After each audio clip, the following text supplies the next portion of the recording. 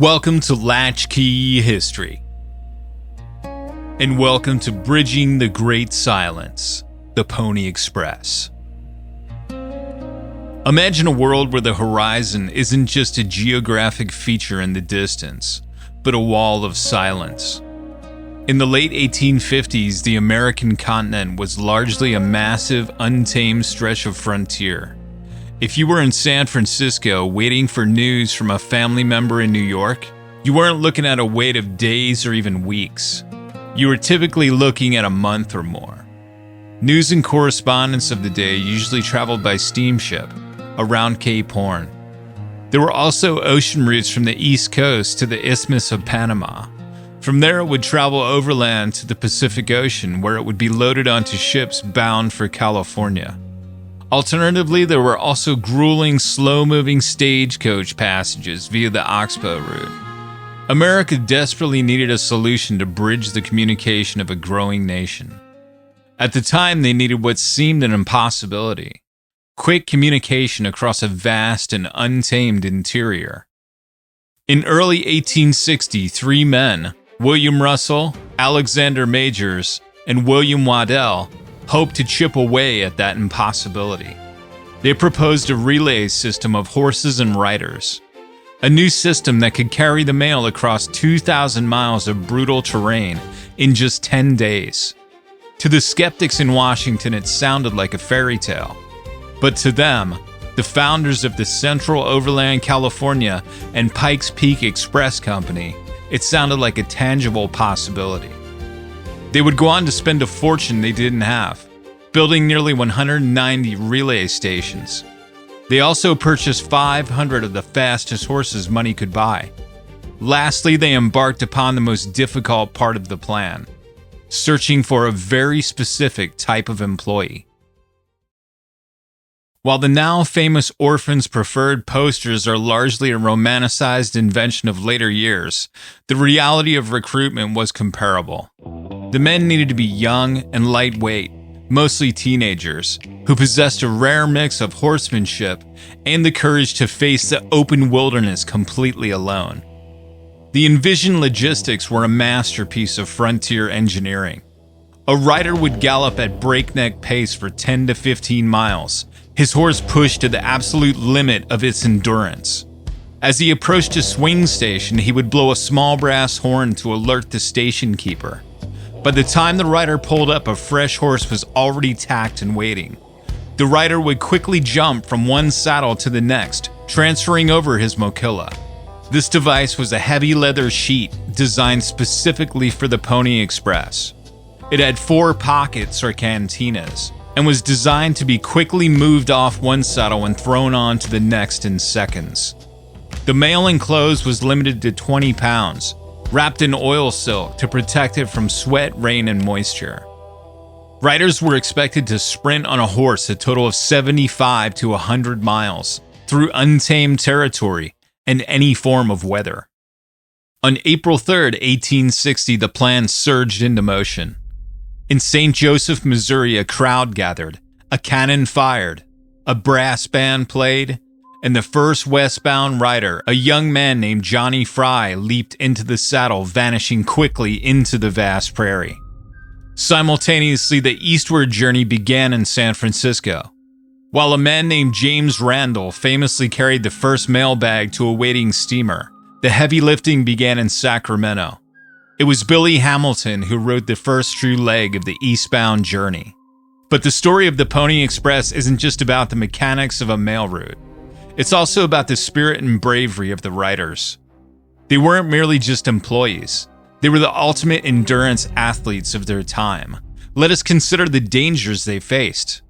In the westward journey, after leaving the rolling, untamed plains of Kansas and Nebraska, they hit the Devil's Gate in Wyoming.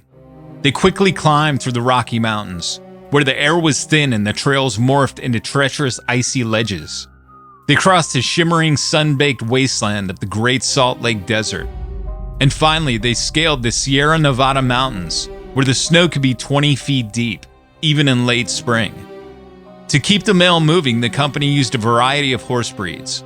In the east, they favored sturdy Morgans and thoroughbreds for their speed on the flat plains.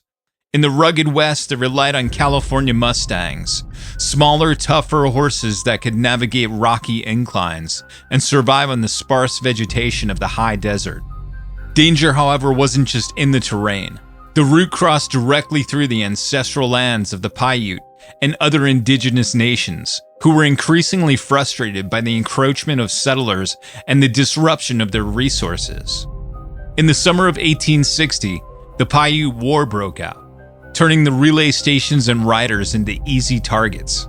Stations were burned and several keepers were killed. For a few weeks, the mail slowed to a crawl. Yet, even in the face of this conflict, the riders' resolve remained legendary.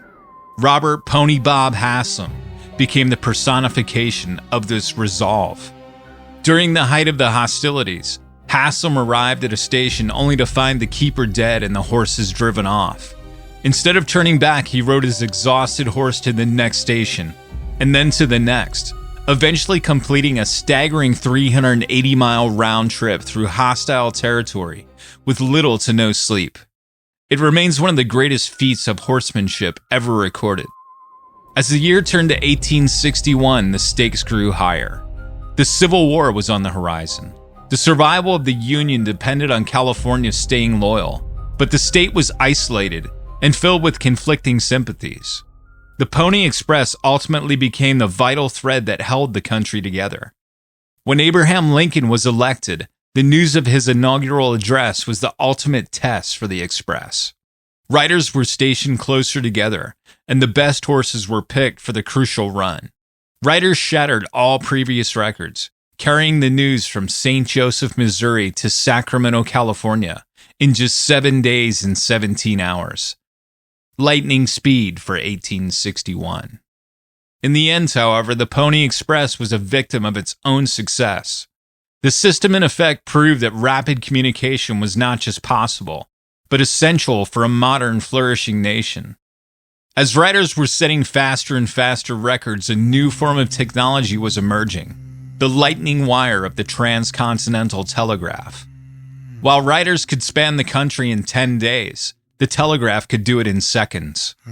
The founders of the Express weren't oblivious to their future. They knew the end was coming. Adding to their decline, the Express was bleeding money, losing $30 for every $5 letter they carried. And on October 24th, 1861, the final stretch of telegraph wire was connected in Salt Lake City. The first message was quickly transmitted from San Francisco to President Lincoln in Washington, D.C., and just like that, the Express was obsolete. The company officially ceased operations. It had lasted only 18 months. Financially, it was a failure. Russell, Majors, and Waddell lost hundreds of thousands of dollars, and the company eventually collapsed under the weight of its debts. In those 18 months, however, the riders covered over 600,000 miles. They had delivered 35,000 pieces of mail. And other than the ones delayed or damaged during the chaos of the Paiute War, they had lost only a single mochila. The Pony Express lives on as a quintessential American symbol of shared human spirit and ingenuity overcoming the impossible. The Express was a bridge between the era of the horse and the era of the machine. When we look back at the young riders, we aren't just looking at mail carriers. We are looking at the personification of resilience. At the end of the day, the Pony Express didn't die because it failed. More accurately, it died as a sacrifice for the future. It proved that the East and West were not as far apart as most of us had thought. It redefined the meaning of fast, the meaning of bravery, and the meaning of what it meant to be American. The legacy of the Pony Express remains a testament to the fact that sometimes the most important journeys are the ones that many said couldn't be made. Thanks for watching Bridging the Great Silence, the Pony Express. And see you next time on Latchkey History.